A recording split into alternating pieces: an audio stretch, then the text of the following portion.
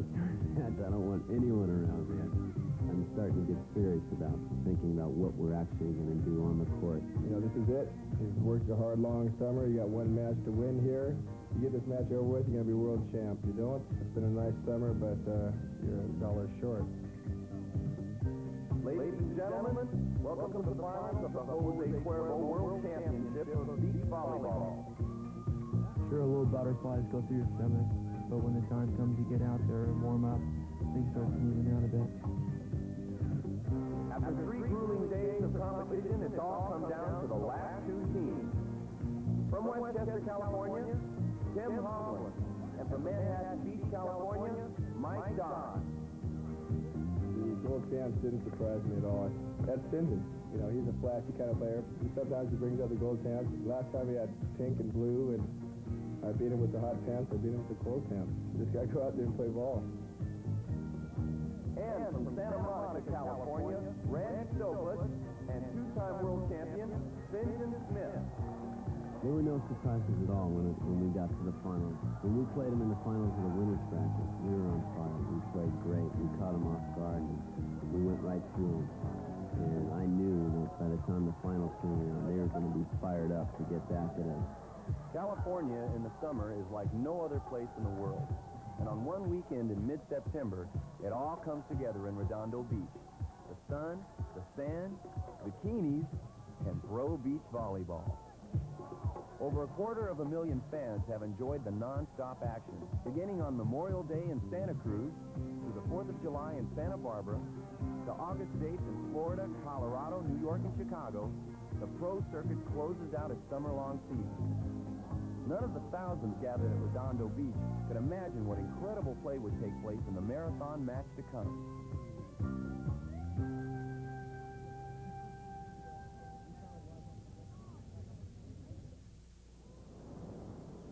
I was born in Manhattan Beach, California, and I've lived there all my 25 years. I kind of, in the back of my mind, really had the desire to see how good or how far I could come in this sport of volleyball, because it really was the sport I had the greatest gifts for. I think volleyball complements my talents and my physique and everything else probably better than any sport. I think my personality is a very high, erratic, fly off the handle sometimes, and Mike is more of a level-headed, steady, slow-down type of person, which makes a good combination. Really, the only people that really make it in beach volleyball are top 4 players. To try and get with a partner that is capable of achieving that goal is very difficult. Like, nobody will give you the respect until you prove yourself. You know, coming up, it took me a long time to reach, you know, like Mike Dodd. Hey, Rat. Don't you ever stop? They're pumping out there. I know they're pumping. When is that in? I'm ready to go out. In a little while, though. It's always happened. Let's go. Mike and I are very similar. He's a big, quick player. He's got a lot of mind for the game. We've both been playing the game for such a long time that you have a feel for where the ball is going to go, and I can feel where he's going to go and what he's going to do at a particular time. I'm a very athletic person. I think what I like to do mostly was get up and surf a lot in the morning and do a lot of paddling, because all my life I've lifted weights and done push-ups and more to try to strengthen my upper body, and it was always just work, straight work. So I kind of become hooked on surfing.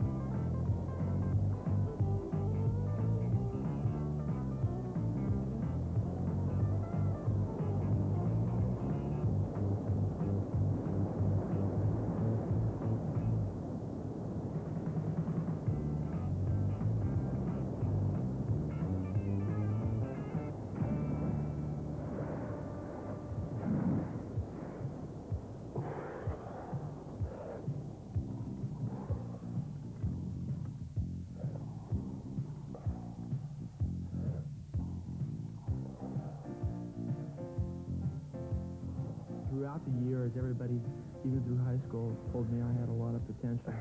I always asked a lot of people, you know, when is it going to be my turn to win?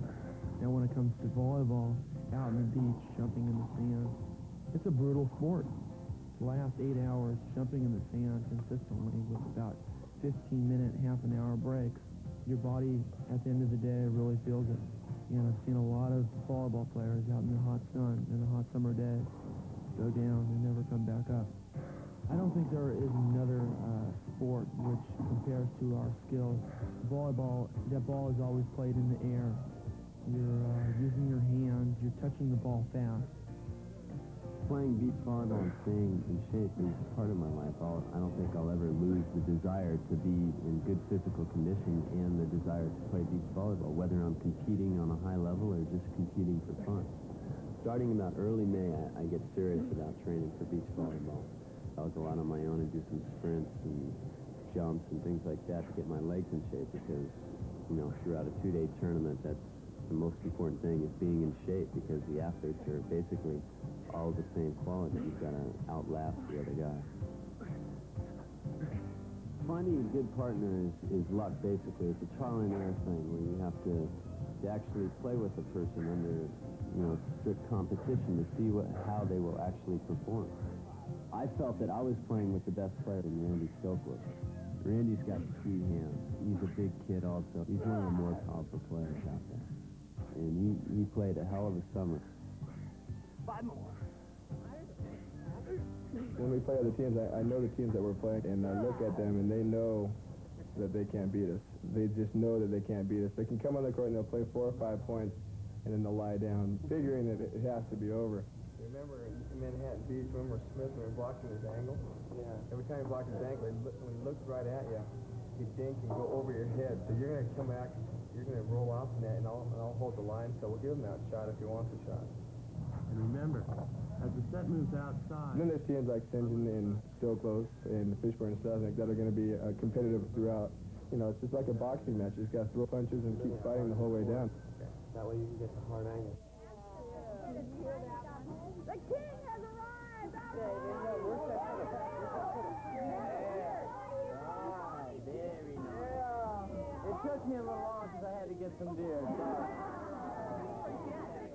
Yeah, my mom loves it. She loves having the kids around her all the time, and when we have tournaments or something, she'll come out and watch, and she really enjoys it. We had 7 kids in our family, and she keeps an eye on everybody. Get ripped by brothers and sisters about, you know, having long finals and the occasional loss. It's a time where we all get to tell about our experiences in the tournaments. And yeah. My older brothers are a little shorter. They say, how can you at 6'3" not spike a ball straight down every time? It's usually a fun time we get together and shout out and have a good time on Tuesday night. This last week, I was thinking volleyball, I thought way too much. It was really on my mind, and I wanted to do well in the last tournament of the year. And it seemed that all week long I was thinking volleyball, volleyball, volleyball. And volleyball they came to watch. 26,000 strong over 3 days of intense competition. Since dawn, fans have staked out their courtside seats to witness the best the sport has to offer. 64 two-man teams battling for over $20,000 in prize money and the title of Jose Cuervo World Champion.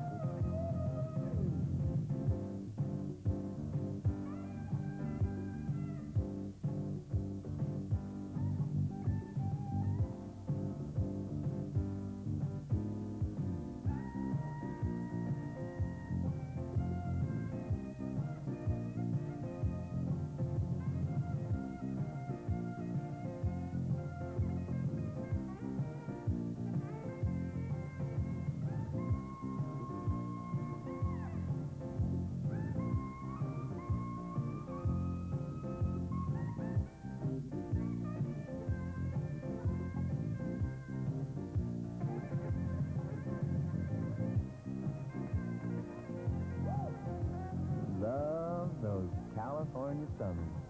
But it's pro beach volleyball that draws the crowd. And as the experts predicted, the finals match pits Smith and Stoklos against Hovland and Dodd, a classic confrontation.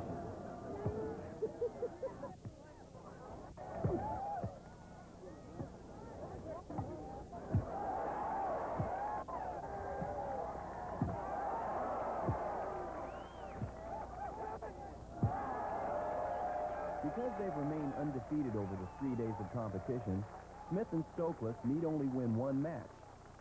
Hovland and Dodd, having lost one, must win 2 matches to win the crown. 4 players at the peak of their game, masters of the 5 basic skills: the serve, pass, the set, the spike, and the block, or the near block. The sky ball that they serve is a tough ball, depending upon the sun. The sun's in our eyes, it's a tough ball to pass. That's a team that's tough. The way to beat that team is to play your best game. If you don't, they're going to kill you.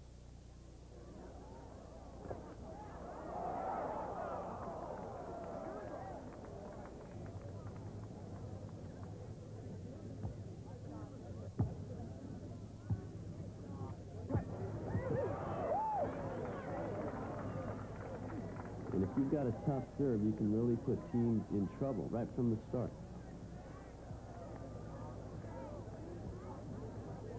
If you make it hard for the team to pass by a tough serve, it's going to be harder to set, and it's going to be tougher to hit.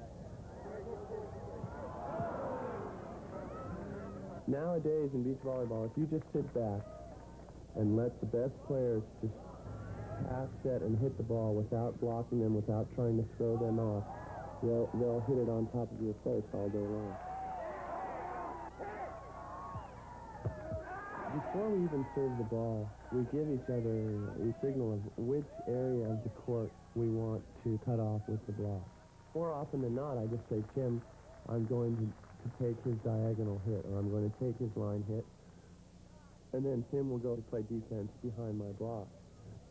Of course, it helps to be in the right spots to make the block work successfully against a player like Smith. Slowing the tempo down is a big part of strategy, and having the fouls on the side of the court, it helps a lot in slowing things down. So, you know, you're going to see players over at the side of the court wiping their heads, their arms, their hands, you know, things like that. Momentum is a big part of volleyball. I mean, it's a huge part. You watch the way games go, and it's one team scoring points for, you know, a certain amount of time, and then that stops, and then there'll be a period where nothing really happens, and then either the other team or even the same team will get another surge, and that will happen for a while. And while at the beginning, while that surge is happening, you want to stop it, you want to slow it down and reverse it. So that's why it's important to have those timeouts, and so many of them.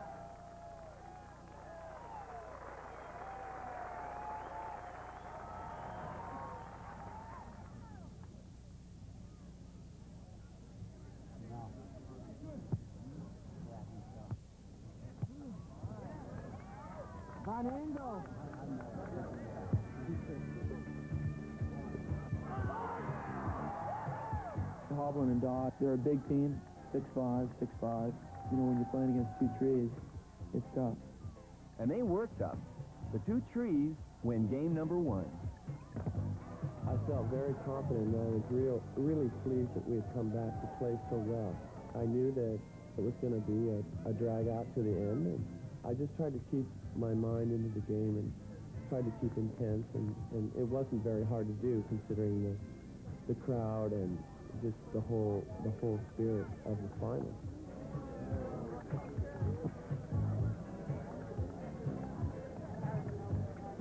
Even though they lost the first game, Smith and Stoklos never lost their confidence.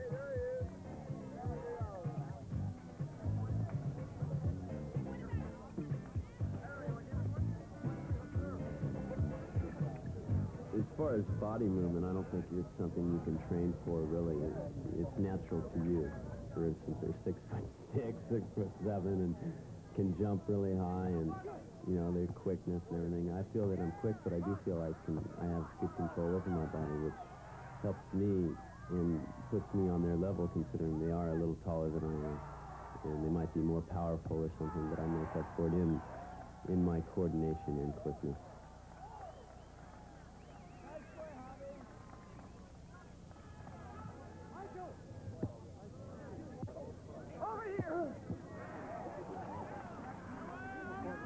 It's happened so much that it's like it's part of the game where the players will talk to the referee whether it's a call that's been made or whether it's a call that hasn't been made.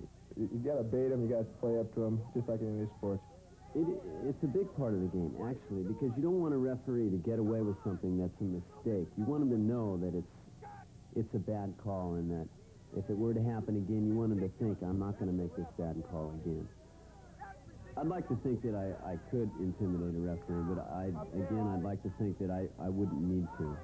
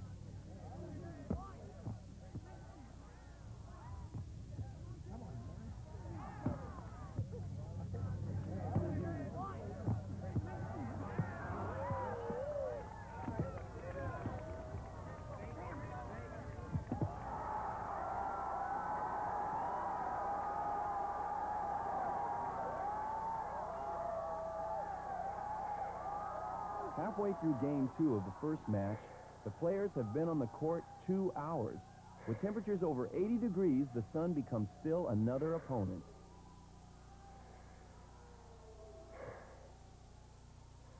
Out there, your partner becomes your only ally.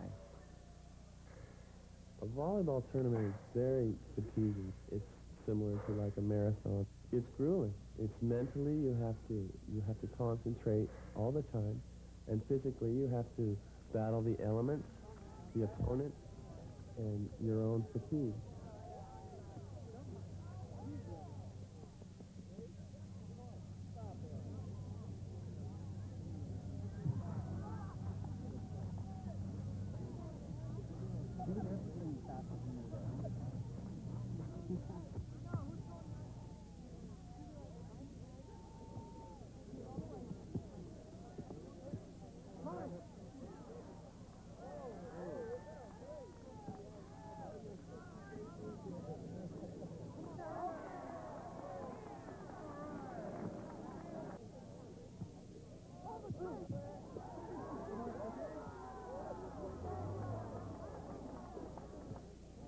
Having played now for over 3 hours, Hovland and Dodd have overcome fatigue and the elements to win Game 2 and the match.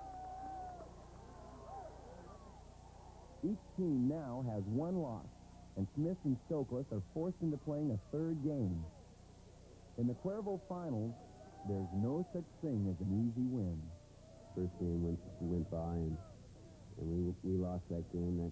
That turned my inside, and the second game went by, and I knew we were in trouble because we lost that one. By the time the final game came around, I knew to win we were going to have to give it our all. Sudden death. 1 game to 15 points for the World Championship.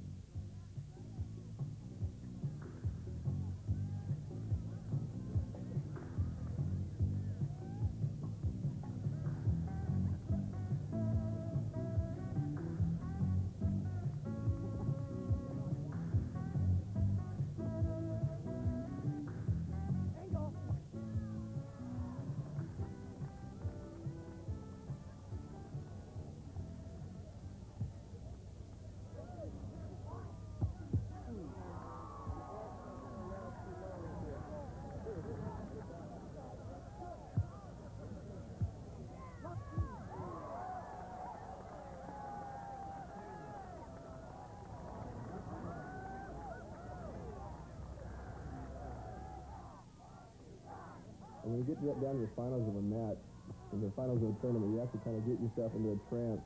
Because by this time in the finals, you're very tired, and you can react to a lot of things. As soon as the crowd slows down, you slow down yourself. If the crowd's going with you, you go with the crowd.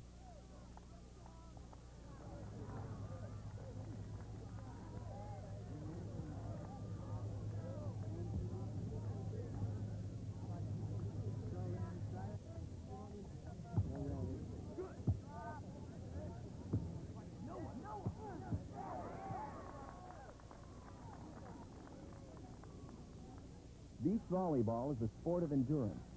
An entire pro season rides on these final points. Each player realizes these are the toughest points they'll play all year long. The score remained close throughout the game, with no one team gaining a decided advantage. Minutes would go by without either team scoring. Players encouraged each other in their own ways. With emotions on the line, each point was as important as the last.